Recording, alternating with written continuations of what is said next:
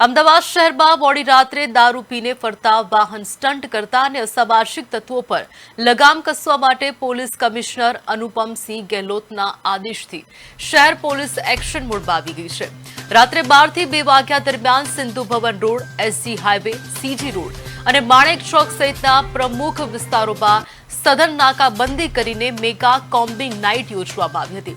આ ઝુંબેશ દરમિયાન સીપી પોતે સ્થળ પર હાજર રહી નિરીક્ષણ કર્યું હતું, જ્યારે ઉચ્ચ અધિકારીઓ નીરજ બડગુજર, જયપાલસિંહ રાઠોડ તથા ક્રાઇમ બ્રાન્ચ એસઓજી અને પીસીબી સહિતનો કાફલો જોડાયો હતો।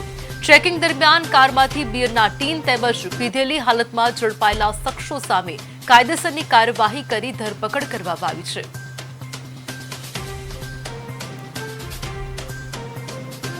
अमुक लोगों को पीला ड्राइविंग करता हुआ पकड़ा है।